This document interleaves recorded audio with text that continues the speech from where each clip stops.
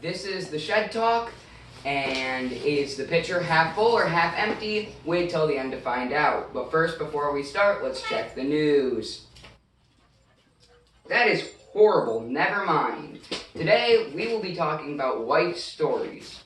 Mom, would you like to start? I have too many. I'm too old. Just tell one of them, or two of them, or all of them. Oh my goodness gracious.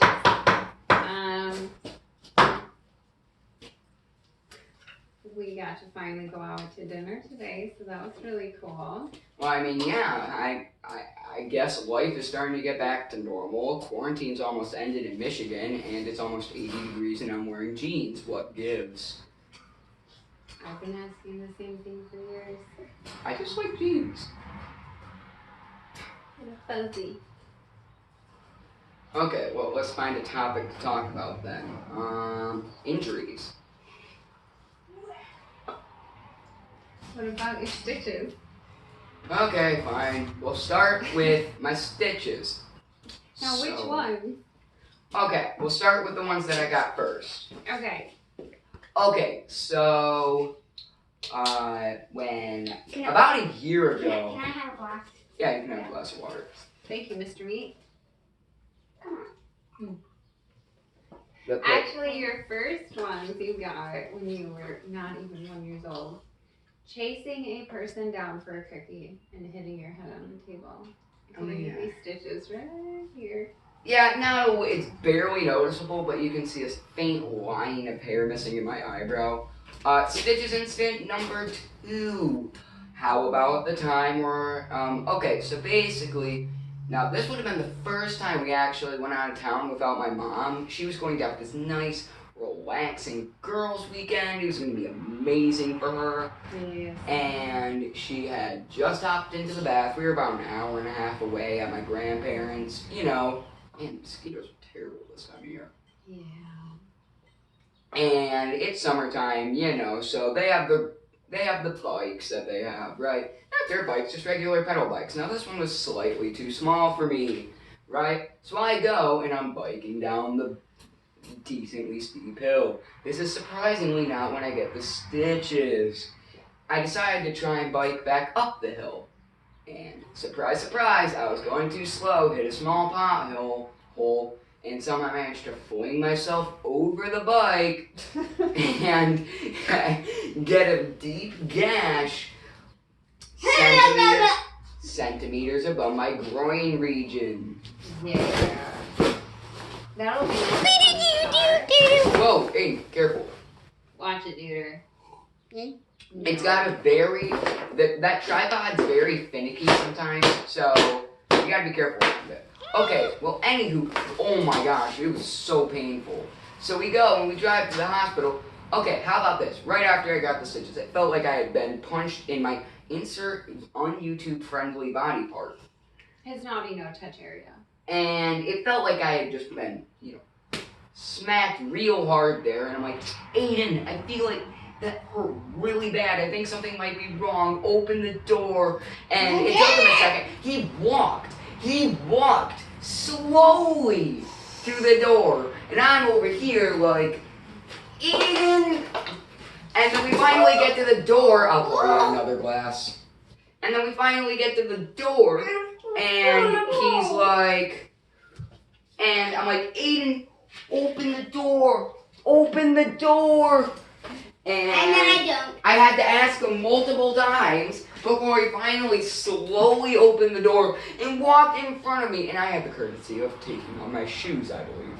And I can't remember. I think I took off my shoes at the door because I'm like, oh, that's the rule at Grandma and Grandpa's house. And they're like, oh, and I'm like, oh man, that feels like I just got hit in the un-YouTube friendly body part. Really hard. Yeah. No, don't touch me there. That is my no square. Okay, well, anywho, so my dad's like, Jack, you should really go check that out in the bathroom.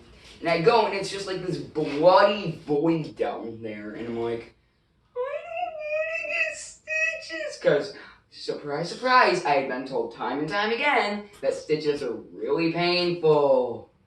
Well, they are. Okay, so we go and it's like a 30-minute drive to the nearest emergency room. Every bump, it was just searing pain, right?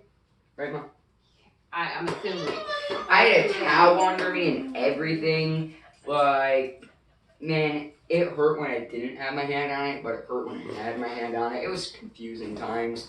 So I go up, and we go to the emergency room. We go in through the emergency port that only the doctors are supposed to go through, and ambulances and crap.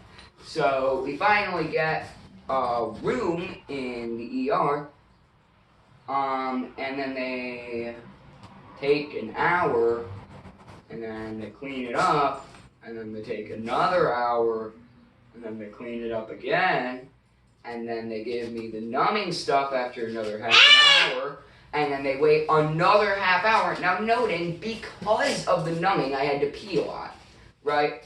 So we go, and I'm sitting there eating chilled. That's how you not go to the tripod. So we go, and I'm waiting here, and then the doctor comes in. Oh yeah, not to mention that the numbing was probably the most painful part of the whole thing, because the area, you know, the type of cut. So he goes. Did it freeze? What? So they go and they numb the area, right? Yes. The area right above my no-no square. Right?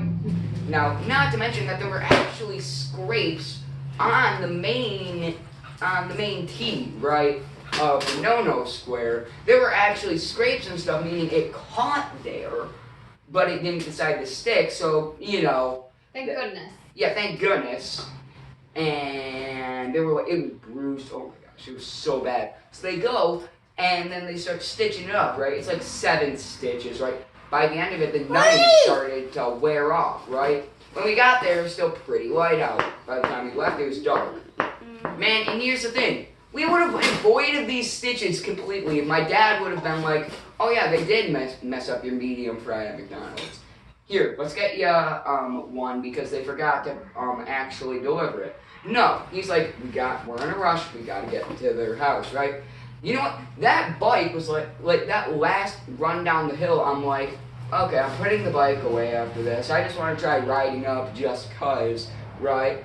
And I ended up, you know, after the whole ordeal, I wasn't able to fall asleep till like 3. All right, Mom, intermission before my next stitches. Would you like to tell a story of stitches for you? Since you have many. Oh my goodness gracious. Finger stitches! Not that one yet. I didn't get any finger stitches. I've had many stitches.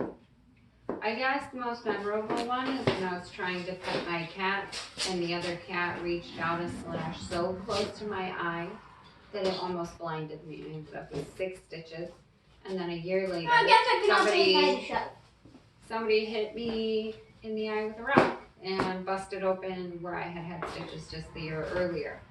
Now Aiden, lucky boy, only time he's ever kind of had stitches was when a rabbit bit him when he was really young. And they were able to use stitches like this. Yeah, they were able to use these weird tape stitches, and then you wanna know what? There's actually stitches. Did you know that there's stitches that they can just tape to your body and then pull shut? So cool. It's so cool, but both of the areas that I had them in, I couldn't have those. No. Those. No, very unfortunate areas. Yeah, okay, so I guess we're talking about my next thing is stitches now. Hey, please be careful with that tripod. Whoa! Silly Careful. bear. Okay, so I go, and, you know, I'm cutting apples for my rabbit, right? So I'm cutting apples for my rabbit, right? So I go, and then the knife slips this way, and I was holding the apple like this because Jack, no, you dumb were bug. holding your hand under the apple when you were slicing like He was not using knife etiquette. like this. I wasn't slicing like that. You were sitting there like trying to cut like this. Yeah, and then the knife slipped, and once I And then that slip, you got too close to your finger. and then if I get real close, please don't unfocus. Like right around those 2 fingers, nearly cut my fingertip off, nearly lost the tip of my finger. Mine like TikTok. Sucks. Wait, how about in the next turn you talk about your TikTok where you had that? Okay, I watch it. Oh wait, sometimes, did it freeze? But I do not do It's kind of blurry. TikTok. It's kind of Thank you. blurry. I know But I'm my pretty age. sure. Alright, let me refocus it. Oh yeah, no, we're fine. So Jack tried to hide his stitches from me, and he tried Not to tell stitches. me, Cut. his cut, and he tried to put Band-Aids on it, but I heard the first aid kit opening, and I was like, I go over there, he's like, it's fine. I pull the Band-Aid off, the fingertip is so swollen, and it's turning the most horrid colors, and it's bleeding, just like oozing, and I'm like... And you wanna know what my reaction was? It's fine, I don't need stitches, I can probably glue it. He'd rather lose his fingertip than get stitches again. But it was because the first doctor kind of done messed it up and it was really painful because of the area. Well, we got it taken care of. Lickety split. They were able to reattach it, thank goodness. So we go to the really good ER that we have over here around the, somewhere in the Michigan area. My mom would prefer if I don't specify which part of Michigan. It was somewhere near a Menards and a Walmart. That just happened to be right next to each other, if you know. Props to you if you know what I'm talking about. But anywho's, oh, and you can sit here now. I'm gonna stand for a few. So anywho's, we go there, and it's like, okay, we get into the room, they come in, and they're like, okay, we're gonna put this quick antiseptic cleaner on here that's only supposed to stay here for about 5 minutes. It'll hurt. Kinda bad. So they go and they put this weird brown cleaner on here. Now they do this a few times, right? No. And then it hurts really bad. I'm honestly worried about the stitches. I didn't cry a single time the entire time. Right? So I go, no, seriously. From the cut to the end of the stitches, I didn't cry. Right? Okay. I think I might have shed one tear, and it was because I was really afraid of the stitches, but still. On the way there. Yeah. So we go, and I have this cleaner on it. On me, and it's like really painful, right? I'm still in focus, right? I don't know. Alright, well, anywho, we go, and it's like 5 minutes, 7 minutes later, they come in with a big honking needle, but long needle, but not big, right? And this weird freezy cleaner, right? So they go and they're like, oh, this will help with the pain. We'll put this weird freezy thingy mabobber on there, right? And they go, and it's on there so long, I think I saw ice forming on my finger. Oh my gosh, it was the most painful part. And then you want to know what happened with the needle? Barely felt it going in. Pressure done. They did it like 3 times. They did it like 3 times on my middle finger. And you can It was like huge too, because they put so much stuff in there. Like his fingers looked like they gained 200 pounds. They were like so big. So then I go, and you want to know what the hilarious part is? They bring in the stitches, and I'm like, okay. They're like, all right, Jack, don't look. I'm like, okay. So I'm not looking because they said placebo effect or some crap. I looked for the last few. You know, I was actually pretty joyful. Now, they didn't numb my index finger, but that's where they put the glue. Now, this was the only part that I either gasped or screamed or whatever. He made one of those. Okay, here's the thing. So they go, and I'm like, oh, this glue isn't going to be painful at all. It's just going to feel pretty nice, right? They go, and it's like, oh my goodness, I wasn't expecting this. This is like half the pain that I felt when they were giving me those injections when it came to my no-no square. It was pretty great. He was like, and then I was fine after I got done with the shock, and then they wrapped up my finger in this big blue wrap, and then they gave me this finger guard, right? It was all fine. It was cool and good, right? So, in the end, those were my stitches stories. Mom, you have any more stories to share before we close up Shed Talk? I got plenty of stories about you, sweetie. None that I'm sure you want videotape. I said about you. About me? I'm like your TikTok. I'm an alien. I have no backstory. You mean I this? was just placed here last year through the Matrix. Oh my No. gosh. Guys, wait, I kind of want you to see this on camera. Okay, Button hey, may I please move? We're moving into a serious section quickly. Alright, before we end Shed Talk, I would like to end on a serious note though. These riots that are happening and stuff, you know. Wait, 1 second. 1 second. I'm Make trying sure to speak, Aiden. subscribe and like my channel. Okay, well, I just My want to channel quickly later. mention the riots. You know, this was all just horrible, and the media covered it in a way that it caused mass hatred against the people who killed the guy, and I would just like to remind everyone that the cop was arrested, and that this was very unjust. All four were rightfully arrested. Yep. And will be being charged, thank goodness. Yep, and honestly, there were other ways to take care of a criminal. He should have ended up in a cell after what, he did, but instead he ended up dying at the hands of 4 cops who ended up being arrested.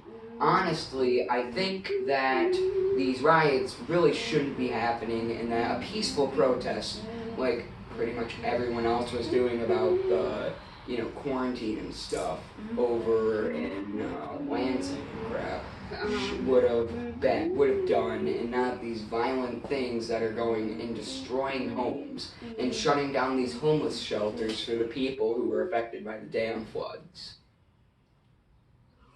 The dam breaking, making floods, not the dam flood. Yeah, a dam broke. A bunch of dams weren't up to safety code and ended up breaking, and thousands lost their homes, and that was also very tragic. This whole year has just been horrible, and my theory is that this is God's way of saying you done screwed up. It feels that way, and all you can do is really pray for George Floyd's family and the family that was left behind and his children, and just pray that so much is learned through this experience and not just forgotten, so that this kind of thing doesn't happen in the future, because it was unnecessary for one of God's children to go home a little too early. Yep, and just a quick opinion, these protests that are happening because of it, honestly, they're literally just pillaging and raiding cities. There's been some fantastic protests going on in Flint, Michigan, where the police and the protesters are coming together. It's been very peaceful. There are some areas where rioting is overwhelming what the protesters are trying to do. There are some wonderful protests that are just completely powerful. But the rioting is so sad, because so many people barely survived the coronavirus and having to shut down, and now they're losing everything because of this. And they didn't even do anything. So, well, anyway, after that serious note, that was Shed Talk, and I hope you enjoyed the series, the stories that we had to share. And check out my little brother's channel, Gator First. I think he made a video similar to the ending of this one, and he also does something similar to this. So, alright, well, make sure to like and subscribe, and if you'd like to see more, we'll probably do more. Well, this is where we're gonna end it. Bye. bye.